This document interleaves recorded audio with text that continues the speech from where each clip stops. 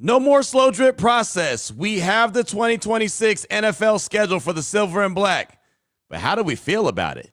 That plus more on Friday's edition of the Locked On Raiders podcast for May 15th, 2026.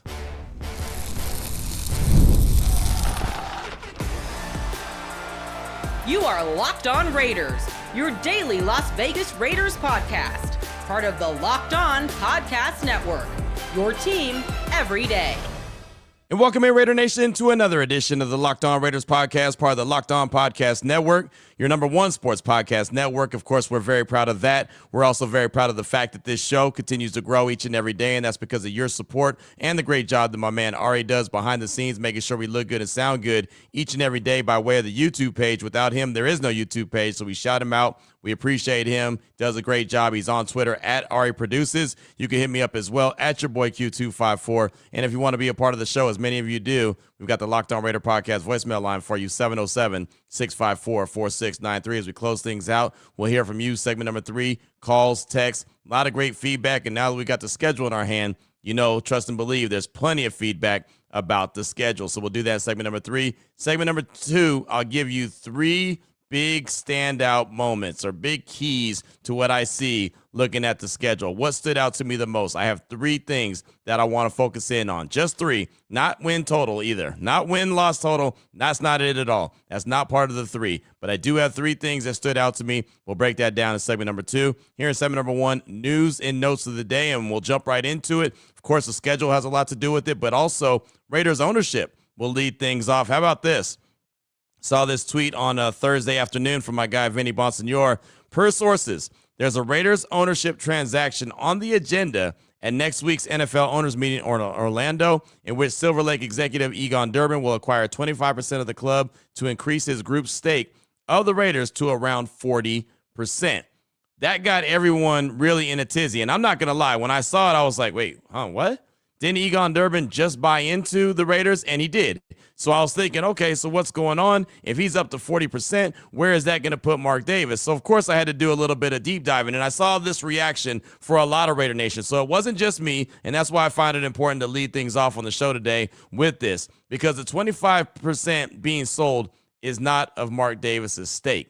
It's of other owners that actually purchased into the team back when the Raiders were still in Oakland. It was a $10 billion, evaluation of the team as well. So that ownership group that sold off their 25% to Egon Durbin's group, well, they got a big time of return on investment. Trust and believe that, because the Raiders weren't worth anything close to $10 billion when they bought into it. So the 25% being sold is not part of Mark Davis' stake. That's probably the most important nugget that you need to know. Also, and again, this is according to Vinny Bonsignor. You can find him on Twitter at Vinny Bonsignor, and breaking it down a little bit more.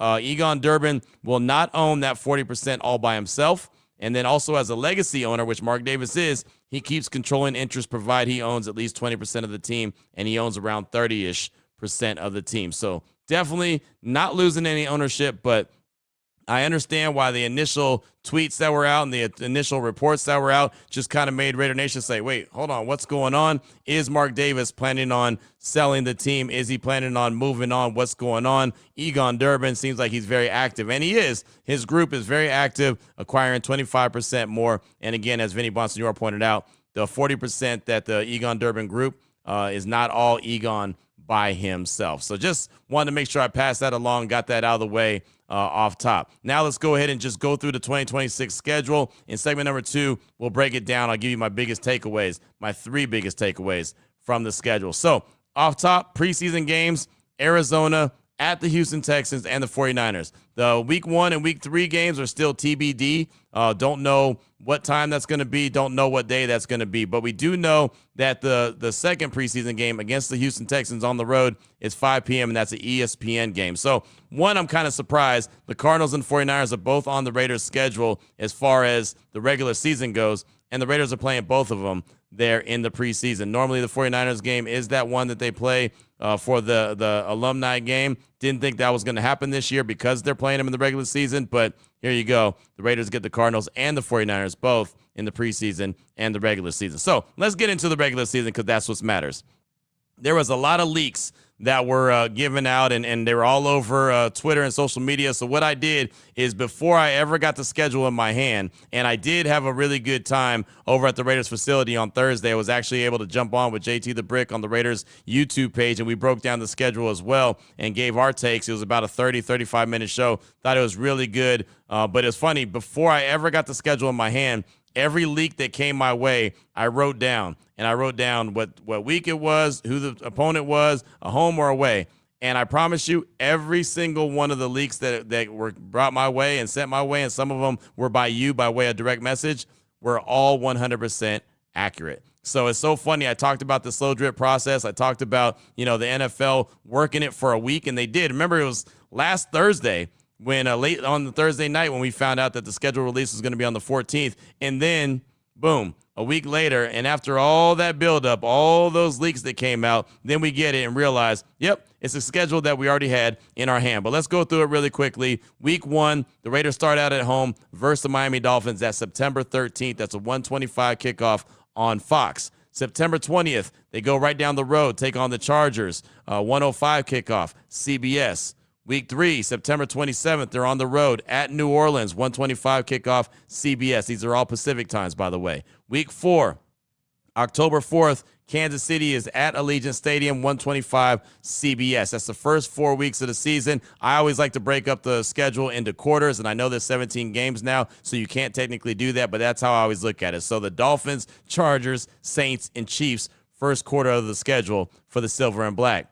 Then the 5th week, October 11th, at the Patriots, 10 a.m. kickoff CBS. Week 6, October 18th, back at Allegiant Stadium versus the Buffalo Bills, 1:25 p.m. kickoff CBS. Week 7, October 25th, versus the Rams, 1:25 p.m. kickoff on Fox. That's at the Allegiant Stadium. And then Week 8, November 1st, closing out the second quarter of the season at the New York Jets, 10 a.m. kickoff on Fox. So there you go, the second 4 games, the second quarter of the season. At the Patriots, home with the Bills, home with the Rams, at the Jets. Week 9, third quarter kicking off. November 8th, at the 49ers, 1 p.m. kickoff on CBS, Battle of the Bay. Week 10, November 15th, at home, Seattle Seahawks come to town, 1:05 kickoff on CBS. Week 11, November 22nd, at the Denver Broncos, 1:25 p.m. kickoff on CBS. And Week 12, November 29th, at the Cleveland Browns, 10 a.m. kickoff on Fox. That is the third quarter coming to the close. What have I not said that the Raiders have had yet? Yeah, you got it, a bye. They don't get their bye week until week 13. That's going to play a big factor in what we talk about in segment number 2. Week 14, December 13th, at the crib, the Chargers come to town, 1:05 kickoff on CBS. Week 15, December 20th, Denver Broncos come to town, 1:25 p.m. kickoff on CBS. Week 16, December 27th, Tennessee Titans come to town, 1:05 p.m. kickoff on Fox. Week 17, January 3rd, at the Arizona Cardinals, 1:05 p.m. CBS. And then Week 18, TBD, to be determined, at the Kansas City Chiefs. No time, no network, because, again, it's TBD. So that's the 2026 schedule. No more speculation, no more leaks, no more wondering what's going to happen, no international games, no primetime games either. So that's definitely something we'll talk about coming up. Segment number 2, my 3 biggest takeaways from that schedule that we just rattled off, we'll talk about coming up. Segment number 2 of today's Locked On Raiders podcast. Before we get to that, though, I do want to tell you about one of the great sponsors we have here on the show, and that's Kalshi.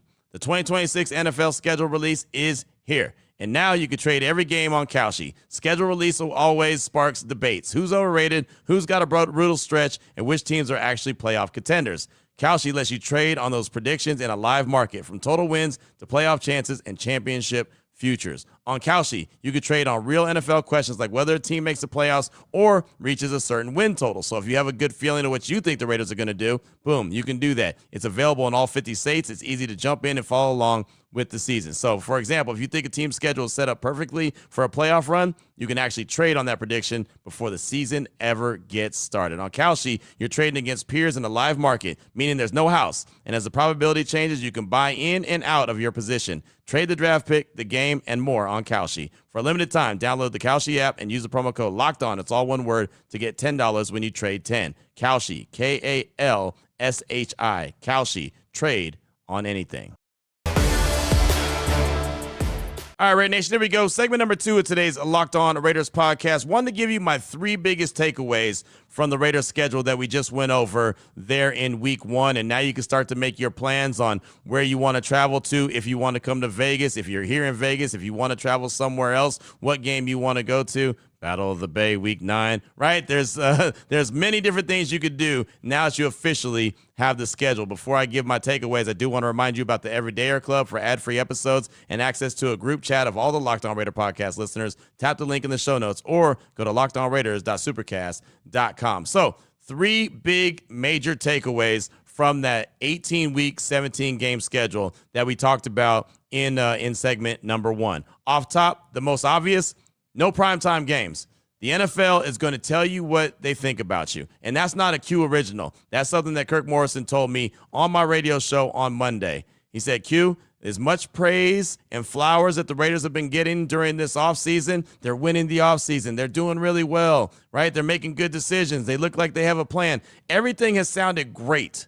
Since the season got wrapped up, they went in the coaching search. They went through free agency. They went through the draft. Everything has come out roses. Everybody has been giving them an A on just about everything. And if it wasn't an A, it was a solid B+, right? But he also told me, like he said, we'll see how the league feels about the Raiders when the schedule comes out, depending on how many primetime games. That's how the league tells you. And guess what? They got 0. They got shut out. They're one of 5 teams that didn't get any primetime games. Not a Thursday game, not a Black Friday game, not a Sunday night game, not a Monday night game, not a Thanksgiving Eve game. Like, they couldn't get squat. They got nothing. The Raiders are going to have to earn a primetime game. Now, the one caveat there and the little asterisk that you could put is there could be a time later on in the season, depending on how they're playing, depending on if Fernando Mendoza is playing or not, where they can get flexed into a primetime game. But as it stands right now, 0, 0, nada, none, zilch, right? No matter what language you speak, they didn't get any. They got completely shut out. So I think that what Kirk Morrison told me when he said that the league will tell you how they feel by the primetime games that they gave you, the league has told the Raiders, the league has told Raider Nation what they think about them. And it's not much going into 2026. Not meaning that it can't be, but it's not much based off a 3-win team and probably a lot of uncertainty of when Fernando Mendoza will be the starting quarterback. If he was guaranteed to be the starting quarterback, if we knew for sure he was going to be the starting quarterback, I'm sure they would have got at least one. Getting none is pretty surprising, but they're not the only ones. 5 teams got shut out. My second biggest takeaway, the month of October, brutal. The month of October, let me say it again, brutal. I said that we break it up in quarters, and I'll tell you right now, that 4-game stretch in October, tough. Chiefs at home. Don't know what Patrick Mahomes is going to be at that stage of the game, right? Is he going to be back? Supposedly he's on track to be in training camp, but is he going to be Patrick Mahomes like we know him?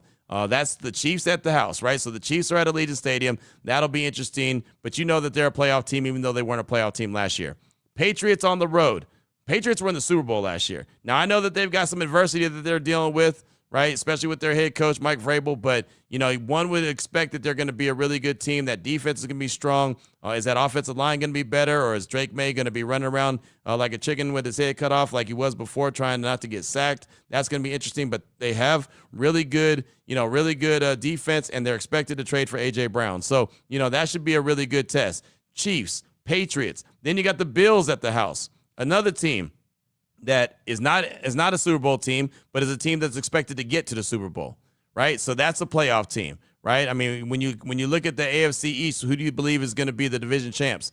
One of the 2 teams that they're playing back-to-back weeks, the Patriots or the Bills, right? I mean, I don't think anyone thinks the Dolphins or the Jets are going to be that division champion. I don't think I'm going out on a limb when I say that. So Patriots on the road, then you return home and take on the Buffalo Bills. And then, oh, by the way, then you got the Rams at the house as well. So back-to-back home games, but you got the Bills and the Rams. The Rams could easily be the NFC West champs. They easily could have represented in the Super Bowl in 2025. So we all know that the Raiders are playing the NFC West. They're playing the AFC East, and they've got 4 games in the month of October that's going to teach you a lot about the Raiders. And going back to my first point, no primetime games and games could be flexed. If they get through that stretch, that 4-game stretch right there, Chiefs, Patriots, Bills, and Rams, and go 2-2, that's going to tell you something about them. And maybe that gives them the right to get flexed into a primetime game. Maybe they say, oh, wait, hold on. This Raiders team is for real. But if they go 0 for 4, and they're not going to be favored in any of those games. I'll tell you that right now. They're not going to be favored in any of those games. And why would they? Right? Again, you're looking at 4 teams that are playoff teams. Even though the Chiefs didn't make the playoffs last year, we still all expect them to be a playoff team. Matter of fact, they're actually the betting favorites to win the AFC West again. So that lets you know what the smarter people than me, what FanDuel's thinking about the Kansas City Chiefs in 2026. So that month of October is going to tell you a lot about the silver and black. Also, my third biggest takeaway from the schedule, and I mentioned it in segment number 1, week 13 is the bye. That's a very late bye. I'm not a big fan of the late bye, but there's a couple different ways to look at this, right? It's an important week 13.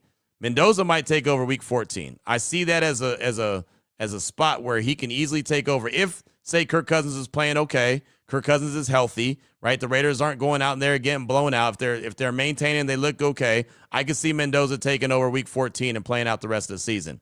And the Raiders come out of the bye with 3 straight home games. I can't tell you the last time I remember the Raiders having 3 straight home games, right? And then after the 3 straight home games, and again, if you don't remember what games that is, Chargers at the crib, Broncos at the crib, Titans at the crib. And then the 4th game, they're in Arizona. So that's not far either, right? That's a quick hop, step, and a jump away from Las Vegas. So then they're at Arizona before they travel and close out the season against Kansas City. And who knows, maybe that game is flexed. Maybe that week 18 against the Chiefs on the road, TBD if it's Saturday, Sunday, whatever. Maybe it ends up being just like 2021, where week 18, whoever wins that game makes it into the playoffs. And it was Raiders Chargers at Allegiant. All eyes were on Allegiant Stadium. That was fantastic. I've been begging for that scenario ever since 2021 because it was so much fun. Maybe that's a flex right there. But the Raiders have to do their business. They've got to earn it. They've got to show and prove that they deserve a primetime game. Now, I believe in 2027, they'll definitely have a few primetime games because Fernando Mendoza will be the starting quarterback, we all believe, right, by that stage, and that'll draw attention in its own self. But, yeah, there you go. That could be that week 13 bye could be really a critical week for the silver and black, right? Like I said, I would not be shocked at all if that's the spot. And I know that a lot of Raider Nation wants to see Mendoza way before week 14, but given the way that the month of October goes, given the way that the schedule is kind of up and down, and it's not easy, as I mentioned before, it was not going to be an easy schedule. That might be the best case scenario is that they make it all the way to the bye week, and then coming out of the bye, say they're looking pretty decent. The offensive line has come together. The weapons look like they're understanding the offense, right? And the defense is playing at a certain level. I could definitely see Mendoza taking over there. So those are the 3 things, the 3 biggest takeaways I have from the Raiders schedule. No primetime games. The month of October is brutal. And week 13 is their bye, a very late week bye, but it could be a very important bye based off of what they do leading up to that and what they want to do coming out of that. What's on your mind, your calls and texts? What is your biggest takeaway from the schedule release? We'll hear from you next. 707-654-4693. Before we get to that, though, I do want to tell you about a couple more sponsors we have here on the show. And the first one is FanDuel, the title sponsor. The NBA playoffs, you know that they're here. They're in full throttle. Every possession matters. If you're looking to get even closer to the action, FanDuel has a great offer to get you started. And don't forget, tonight, 2 Game 6s that could be elimination games. They are elimination games. We'll see. Can the Spurs put away the Timberwolves? Can the Cleveland Cavaliers put away the Detroit Pistons? We'll find out. But for you, right now, new customers can bet $5 and get $150 in bonus bets. If your first bet wins, that's right, turn $5 into $150 in bonus bets just for getting started. FanDuel, you'll like using them during the playoffs because everything you need is right there in one place. You can check stats, trends, and matchups before making your picks, which makes the whole experience feel a lot more informed. So whether you're looking at player props or just following your favorite stars, it adds another level of excitement to every single game. It's really easy app to navigate. It makes playoff basketball even more engaging from start to finish. Right now, what you got to do is head to FanDuel.com to get started. FanDuel, play your game. I also want to tell you about Rocket Money. If you've ever opened up your bank account and thought, where'd all my money go? You're not alone. Keeping track of subscriptions, spending, and bills can get overwhelming and fast. That's where Rocket Money comes in, helping you take control of your finances all in one place. It tracks all your subscriptions in one spot. It can help you cancel the ones that you need with just a few taps. It automatically categorizes your spending so you actually see where your money is going, and you can set budgets, get alerts, and stay on top of upcoming bills. It just makes everything feel more organized and gives you a clearer picture of your finances day to day. Rocket Money is a personal finance app that helps find and cancel unwanted subscriptions, monitors your spending, and helps lower your bills so you can grow your savings. Let Rocket Money help you reach your financial goals faster. Join at rocketmoney.com/locked on. That's rocketmoney.com/locked on. Here we go, Raider Nation. Segment number 3 of today's Locked On Raiders podcast. Your calls and texts straight off that Locked On Raider podcast voicemail line, 707-654-4693. Before we get to that, though, do want to thank you so much for making this the first listen of the day. I gave my biggest takeaways, my 3 biggest takeaways from the schedule release. What is on your mind about the schedule and anything else silver and black related? Let's start things off with a quick call from Raider X. He's calling to give his Fernando Mendoza debut date. He's pretty fired up about it and pretty confident. Here he is, Raider X. Yo, Q, Raider X. That's it. We got the date. It looks like December 13th. Fernando in Los Angeles. What a perfect stage. The 12th week is the bye, 13th week. Nice gap late in the season. Debuting on the biggest stage in Hollywood, Los Angeles, California, against the Chargers. Oh, man, this is a Mendoza day. Here we go. I mean, that's almost the whole season. Sitting behind, learning the craft, getting situated, especially if having a soccer schedule to begin with. Oh, it's on. I'd like to get your thoughts and feedback on that. This is X out. X-Man, thanks so much for the call. Appreciate you. And, yeah, I mean, I mentioned it. The bye week being week 13, it could be a gift and a curse. I don't like the fact that it's so late. I really don't. You want it to be around week 8 or week 9, somewhere around the middle, but everyone can't have that week. So you give them week 13, and all of a sudden you look up and Mendoza has an opportunity to go 14 through 18. That's not bad. That's not a bad thing, and a great way to finish off the season strong. Great way to get Raider Nation fired up. 3 games at home at Allegiant Stadium, so you get the crowd, especially if they know Mendoza's all of a sudden he's going to start the rest of the way. Boom, it gets everyone going. I can definitely see Week 14 being when Fernando Mendoza gets his first start. But we'll see. We'll see how it all plays out. Obviously, there's a long time between now and then. They've got to go mandatory minicamp. They got OTAs getting back at it coming up on Monday. Training camp, obviously, preseason. There's a long way to go before we see what happens and when Fernando Mendoza gets in the action. But I'm with you. I definitely believe Week 14 could easily be a target date for the Silver and Black and Fernando Mendoza. Up next, got a text from New York Old School Raiders. Says, Q, the NFL did us no favors. You and JT say week 4 to 7 is a gauntlet. True, but 3 of those 4 games are at home. Week 9 to week 12 is worse. Week 9 at San Francisco, they're coming off a bye week. Week 10, Seattle, defending Super Bowl champs. Week 11 at Denver, they're coming off a bye week. Week 12 at Cleveland, they're coming off a bye week as well. 3 games on the road against well-rested teams and the Super Bowl champs. Tighten up the chin straps. That was a tough schedule and it's now brutal. We'll earn every win we get this season. It should be fun. It's going to be fun. New York Old School Raider. Clearly, he watched the schedule reaction show that I did alongside JT the Brick on the Raiders YouTube page, which was a lot of fun. And, yeah, I still think week 4 through 7 is brutal. The month of October is brutal, as I mentioned in segment number 2. But I get it. I see where you're coming from. But I think that you'll learn a lot about the Raiders pretty early in the season, right? The second month of the season, I think it'll tell you a lot. And the good thing is if they play really well, and like I said, if they win, if they go 2-2 out of those 4 games, that's gonna draw attention of the league. And I'm not saying they're going to. I'm also not saying they're not going to, right? I mean, and I know that that's not, standing on any kind of hot take or whatever, but I mean, the NFL is hard, man. It is hard to win games. The Raiders have won 7 games the last 2 seasons combined. So we'll see what it looks like. But that month of October, I think that's going to give a lot of people, they'll put them on notice about who the Raiders are or who they aren't. And also, if that month of October, the Raiders go, say, 0-4 and they just look really bad, that Fernando Mendoza time might get sped up a little bit earlier if he's not already in the mix, right? I mean, I'm talking about week 14, based off the bye week, but he might be in the mix early if the Raiders stink, and especially that month of October goes in a really, really bad way. But you bring up some good points. And, I think what you said, tighten up the chin straps, that was spot on. Thanks so much for the text. I appreciate you. Up next, got a call from Nate from the 626. It's a quick one. He's just calling to give a shout out. Here he is, Nate from the 626. Q, what up? This is Nate from the 626. Been a long time since I called in. I just want to give a shout out to Raider Nation, and I also want to give a shout out to my daughter and my dad. They both share the same birthday, which is May 16th.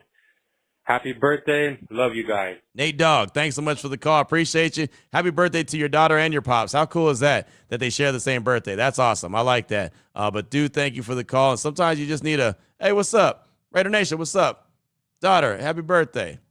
Pops, happy birthday. Sometimes you just need that, right? Thanks so much for the call. Really good stuff. Up next, got a text from Skylar in the 908. Say, what's up, Q? Skylar from the 908, a.k.a. the Voice Raider. You know the old expression, trial by fire? Well, that's exactly what we got to go through this season. This schedule did not do us any favors. Despite that, I think that I see us going to 6-11 in Kubiak's first year. It's going to take a lot of patience and a lot of growing pains with this new system. What's your thought about this? And always, Raiders. Skylar in the 908. I think patience is going to be needed in a major way. Talked about that on the show the other day. Patience is definitely going to be needed, right? With the coaching staff, with the players, with the front office, everything. I mean, there's a lot of new. With Fernando Mendoza, when he finally gets in there, there's going to be a lot of new that you're going to have to, show some extreme patience with. You can see him winning 6 games. Sure. That would double what they did last year. Yeah. I'm sure we can go through the schedule if we wanted to go through the exercise. And, of course, we'll do that in plenty of times. Maybe we'll do it on the Raiders Squad show this morning. Myself, Lincoln Kennedy, and Chantel Chand. We got the squad show, so we'll be back at it at 7:30 this morning, 7:30 to 8:30. But I'm sure we can go through the schedule and pick apart and find 6 wins. But you know how that goes. You go and find 6 wins. You go find 7 wins. I believe the win total is 6.5. That's what FanDuel has the Raiders at, 6.5 for 2026. Probably could find 6 wins on the schedule, 7 wins on the schedule, but it's so hard, man. It's so brutal, that schedule. I'm looking forward to that Week 9 game, that's for sure. That Battle of the Bay, man, in San Francisco. That's going to be a week-long celebration, that's for sure. So, yeah, I mean, it's going to be tough, though. And like you said, trial by fire. There's no doubt about that. Up next, got a call from Mr. Raider 530. He's calling to talk about the schedule and talking about a point that a lot of Raider Nation is talking about, and that's prime time games. Here he is, Mr. Raider 530. Yo, what up, Q? It's Mr. Raider 530, formerly known as Mr. Raider 209. Moved out to the South Lake Tahoe area now with my girl. I haven't called in a while, but I figured I'd call in and give my take on the schedule. To start off, I can't believe we didn't get one primetime game. Seems a little crazy to me, a little wild. It's the Raiders, we're a historic, legendary franchise. There's some franchises that should always get at least one primetime game, and the Raiders are one of those franchises, and I just can't believe they couldn't even give them one. I don't know. It's just crazy to me. I never thought I'd see that, or at least not, anytime soon, I guess. But I guess when you have the worst record in the league, that's what happens. But yeah, I just thought they would get one at least. But with that being said, I'm going to contradict myself here a little bit. Maybe it's for the best. We have a fairly young team. We have a rookie head coach. In my opinion, a semi-difficult schedule. Maybe it's best that they just kind of work in the shadows and, work in silence, quietly get better throughout the season, and then see how many wins they can squeak out this year and then show up and show out in 27. I mean, as fans, we all know that this is going to be a long process or a slow process. It's not going to be an overnight sensation as much as we would like it to be, but we just got to exercise some patience and just let them get better, let the scheme take, and just see how the team progresses throughout 26, and then, like I said, show up and show out in 27 and go from there. But, anyway, I still just think it's crazy we didn't get not one primetime game, but I can't remember the last time the Raiders haven't had a primetime game. I feel like this is the first time in a long time. Somebody can check the math on that, but yeah, I can't remember the last time we haven't had one. But anyway, I probably won't be calling in much throughout the off season, so I will see y'all in September. Go Raiders. Mr. Raider, thanks so much for the call, my man. I do appreciate you. And yeah, it caught me off guard as well. As I mentioned in segment number 2, it caught me off guard, right? They didn't get any. I just knew with Fernando Mendoza, they get, I thought 3, right? I just thought, okay, they're going to get 3 games, but maybe with the uncertainty of when he's going to get into action, maybe that led to it. Maybe they looked at it and said, hey, man, this team won 3 games last year, right? We're not going to give them no primetime games. We don't want no stinkers. So, we're going to make them earn it. And like I said, the one good thing about it is it's not like they did that only to the Raiders. There's 5 teams that got no primetime games. So And the Tennessee Titans, who had the number 1 overall pick a year ago, were one of them. So, there's that. I just, like I said, it did catch me off guard, but we'll see. And they have to earn it, and maybe they can get flexed into one, right? Maybe they can get flexed into a couple, depending on how they play. But obviously, that's going to take winning. Probably going to take Fernando Mendoza, guys like Brock Bowers, and obviously Max Crosby to be showing up and showing out as well. Then you can see some things happen, right? Flexing does happen, and maybe the Raiders get flexed into a game based off what they're doing, and maybe even an opponent that they're playing is playing at a high level, and all of a sudden that game means a lot more. Who knows what the reason is, but, as of right now, obviously they have none. Thanks so much for the call. Do appreciate you. Got a text from Raider Russ in Las Vegas. We'll get to that on Monday. A kid from the Bay, and Caden in Reno. We'll get to all those texts and calls. We'll do that on Monday. We'll talk about OTAs. The Raiders will be back at it. I'm not sure if we're going to be allowed to be out there for that round of OTAs. We should probably find something out later on today. The Raiders will send us an email and let us know what the media schedule is looking like. So hopefully we'll have that to talk about. And, of course, there'll be plenty more conversation about the schedule release, and what the Raiders are looking like for 2026. As I mentioned before, we got the Raiders Squad Show later on this morning at 7:30. Lincoln Kennedy, Chantel Chan, and myself. So until then, Raider Nation, have a fantastic weekend. Please join us for the Squad Show. We do appreciate you. And as always, take care of your family, love on your family, and as always, just win, baby.